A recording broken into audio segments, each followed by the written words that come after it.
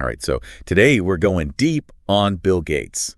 Yeah, really trying to get inside that head of his, see how he ticks. Exactly, and using this book, How to Think Like Bill Gates, as a jumping off point. Right. But also kind of bringing in everything else we can, articles and all that stuff. Absolutely. I mean, the guy's been written about a ton. Oh, yeah, for sure. And for our listeners, you're busy people. Right. You want the insights, but you don't necessarily have time to wade through, all those pages. Hundreds and hundreds of pages. Right. So we're going to distill it down, find the good stuff, the surprising stuff. Exactly. Yeah. So we're going to start with, his early life, those key influences. Then we'll get into Microsoft, obviously. Of course, the whole story there. And then, that transition to philanthropy, which is fascinating stuff, right? Really fascinating. So let's dive in. Let's do it. Where do we even begin with this guy? Well, I think we got to go back to the beginning, right? Okay. Roots. Seattle.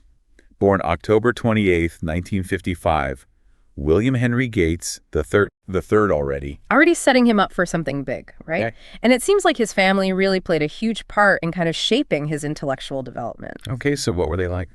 Very much into, intellectual curiosity conversation games, lots of reading, TV, pretty limited, especially on school nights, Gotta focus. I see. And even his nickname, Trey. Right. Yeah, it comes from that Roman numeral 3. And the family was super into card games. So it kind of hints at that competitive spirit. Right. Competitive from the get-go. Oh, yeah. They even had family mini Olympics every year. Oh, wow. So, that drive to win that was instilled early on. So for our listeners, think about your own childhoods, right? What were those early experiences that maybe shaped your desire to achieve, to succeed? It's really interesting how those early patterns can kind of stay with you. Yeah, and it wasn't just, winning at sports or whatever. It was this strategic thinking. Right. He was super into chess and Go. Oh, yeah, those complex strategy games. And, the book mentions his memory was just phenomenal. Yeah, I read about that too, memorizing the whole Sermon on the Mount lines from plays. It's insane, right? It really is. How do you even do that? And then, of course, there's the 1962 Seattle World's Fair.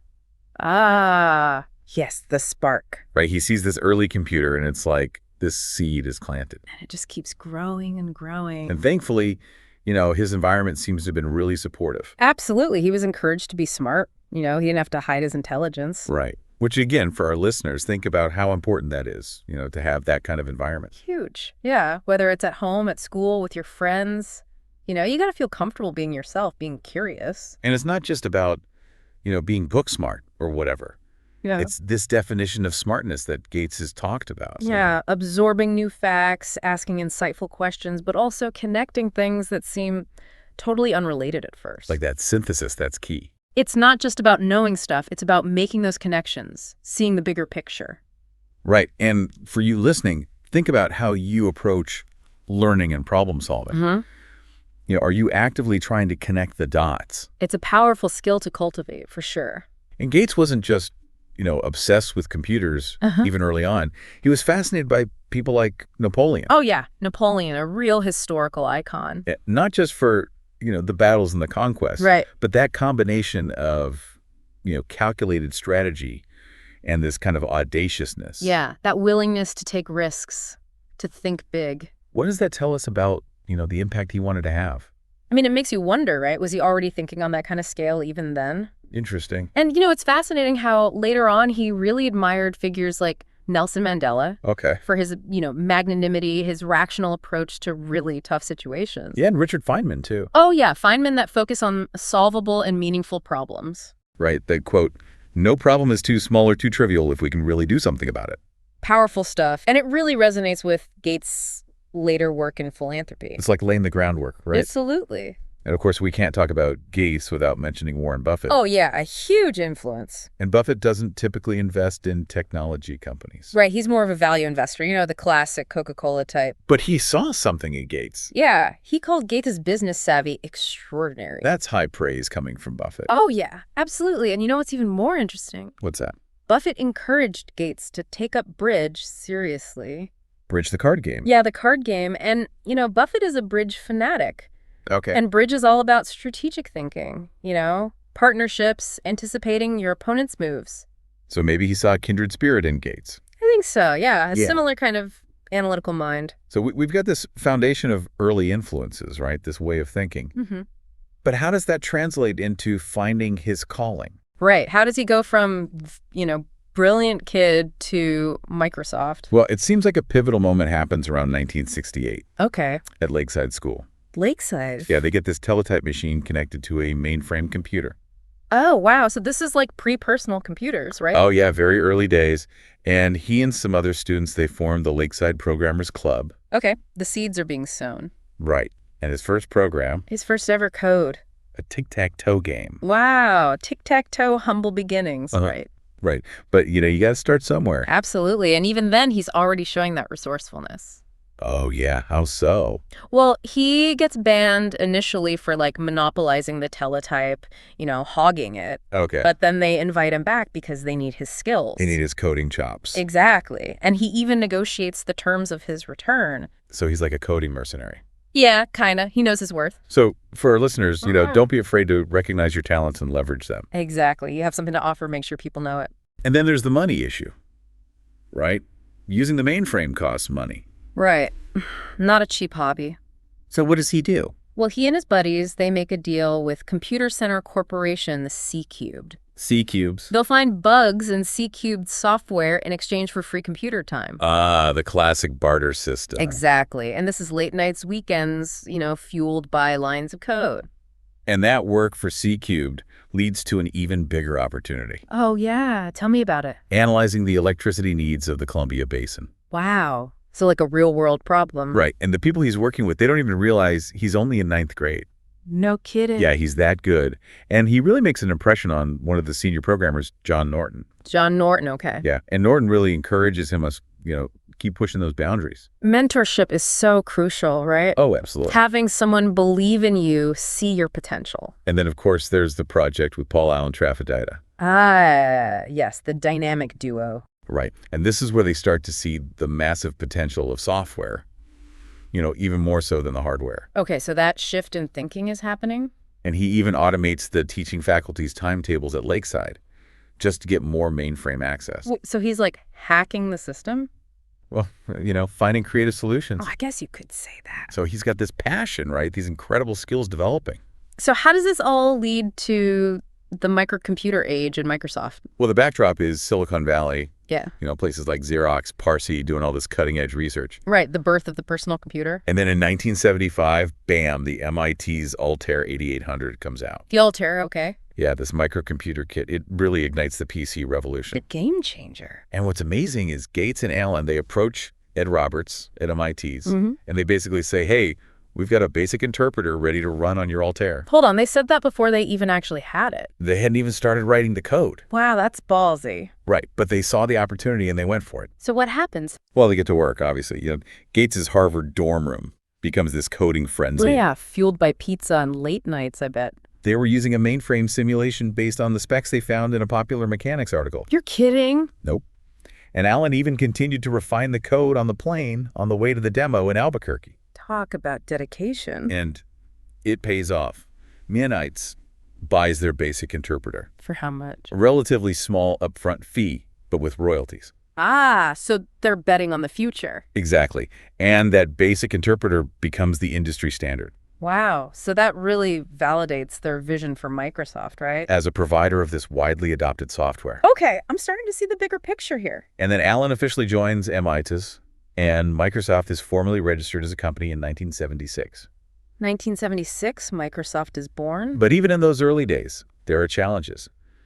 Gates writes that open letter condemning software piracy. Ah, yeah, that was a big issue back then. Oh, yeah. He's already thinking about intellectual property rights. So he's not just a tech genius. He's got this business sense, too.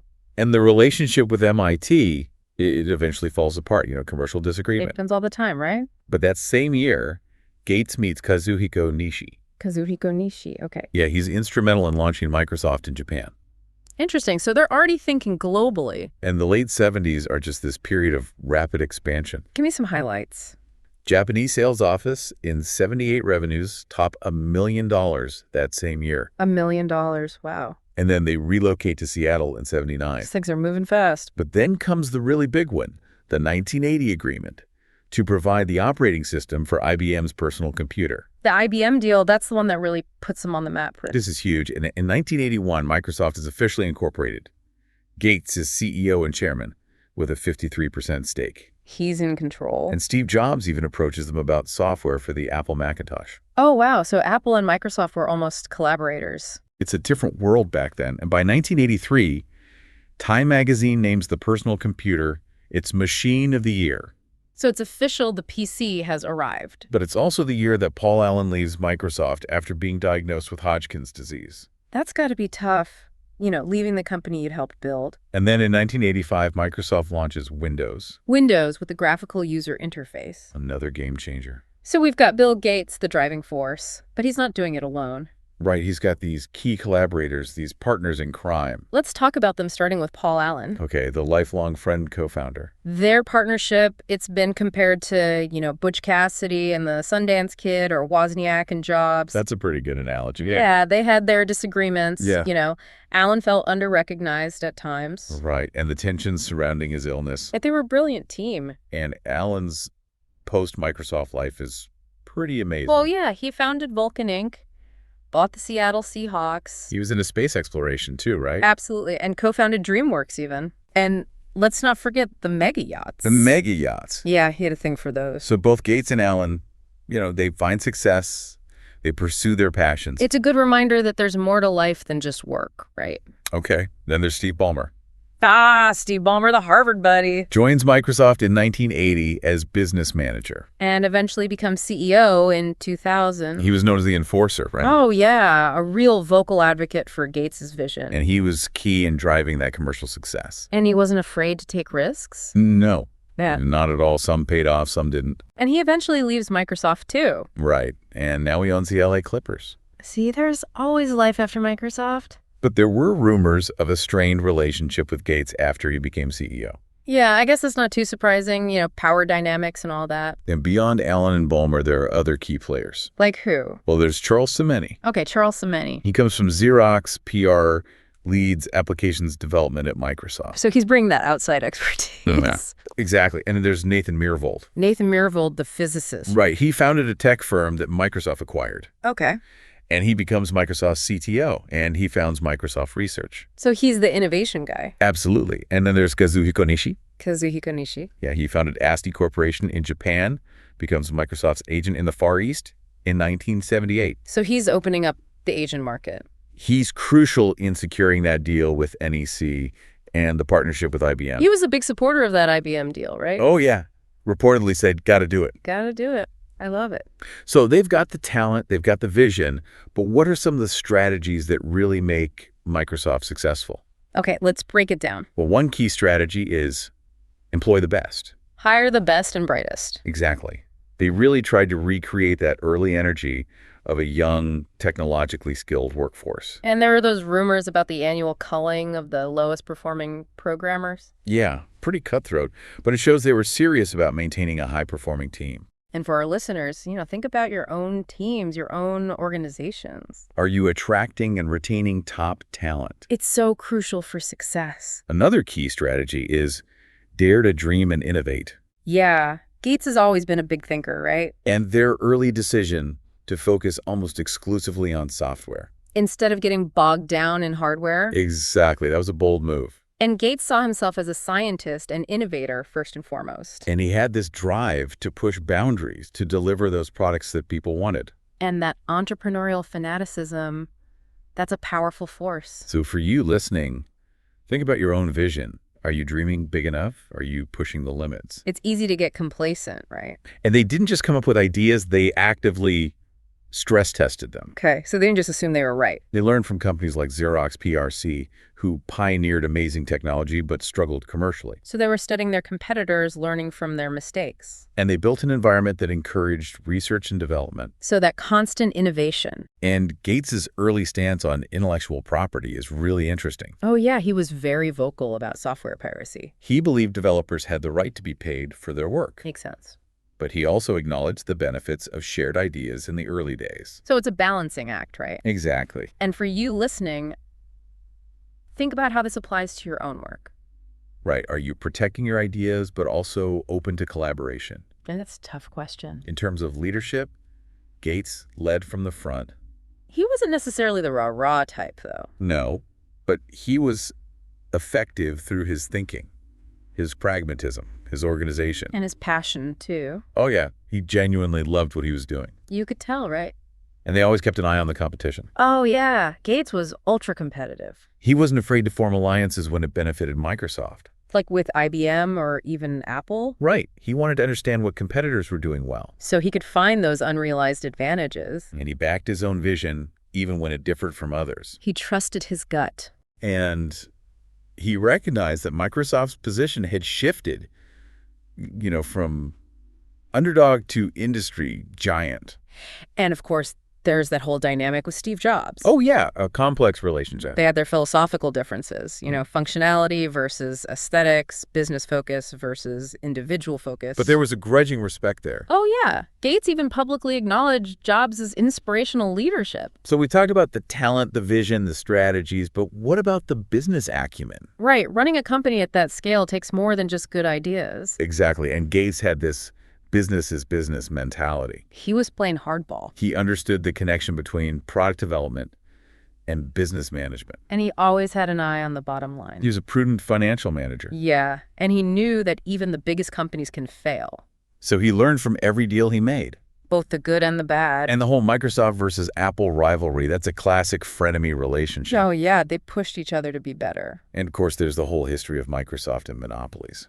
Ah, yeah, the antitrust issues. The Department of Justice investigation in 1998, the European Commission finds. Not exactly a clean record. But Gates defended their actions.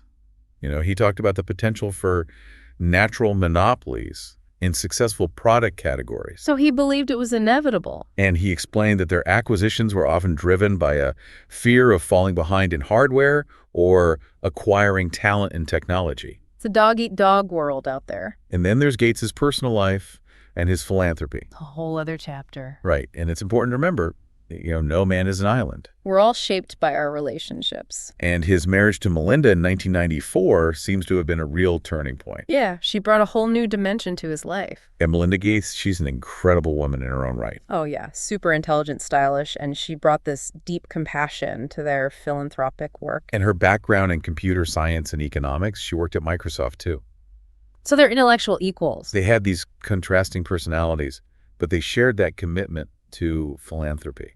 A powerful partnership. And despite his wealth, Gates wasn't known for being extravagant. No, he still enjoyed simple things like McDonald's. And he was initially reluctant to buy a private plane. He saw it as a matter of discipline. But by the late 90s, he was the richest man in the world. It's funny, he once said that rich people don't get much credit for anything. Maybe a bit of self-awareness there. Could be. And eventually he starts to take time to reboot. Stepping back from Microsoft. Yeah, he gives up the CEO role in 2000. Yeah. Becomes chief software architect, and then really shifts his focus to the foundation. And he officially ends his full-time role at Microsoft in 2008. And steps down as chairman in 2014, though he remains a technology advisor. So a gradual transition. And those think weeks, he schedules, for reading and reevaluation. Sounds like a good idea. And his lifelong habit of reading like Bill Gates. Oh, yeah, he's a voracious reader. At least an hour a day more on weekends. Newspapers, magazines, books on all sorts of topics. So the mid-90s marked this shift towards giving something back. The philanthropic turn. And his mother, Mary Gates, she was a big influence. She believed in civic engagement. From those to whom much is given, much is expected. Right, and the William H. Gates Foundation is established in 1994, which later becomes the Bill and Melinda Gates Foundation. And he was inspired by philanthropists like Andrew Carnegie and John D. Rockefeller. So he's looking to the past for guidance. Absolutely. And that 1993 trip to Africa with Melinda, that seems to be a real catalyst. Yeah, seeing that extreme poverty firsthand. It really shifted their focus, towards those diseases prevalent in developing countries. Tackling the tough problems. And in 2008, he introduces his concept of creative capitalism. Okay, what's that all about? It's about finding innovative ways to address global challenges, using market-based solutions. So combining capitalism with a social conscience. Exactly. And he's a self-described impatient optimist. So he wants to see results. And he uses a celebrity to advocate for the foundation's work. Right. He's got that platform, that influence. Speaking at the UN, launching the Giving Pledge, even mentoring Mark Zuckerberg on philanthropy. So he's using his power for good. And their philanthropic aims are really broad. Yeah. Education equality, combating diseases like HIV, tuberculosis, malaria. They're going after polio too, right? Huge initiative, and addressing all these neglected infectious diseases. Wow, they're covering a lot of ground.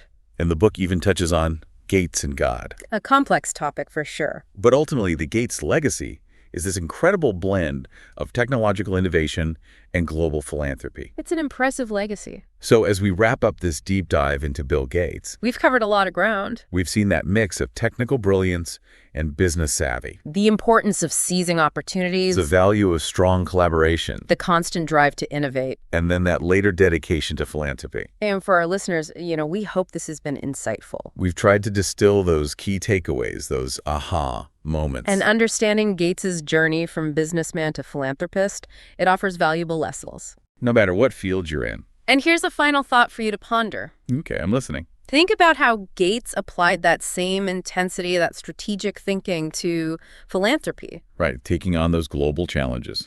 What does that tell us about the potential for applying business principles to humanitarian issues? It's an interesting question for sure. Something to think about. Thanks for joining us today on The Deep Dive. It's been a pleasure. We'll see you next time. Until then, keep diving deep.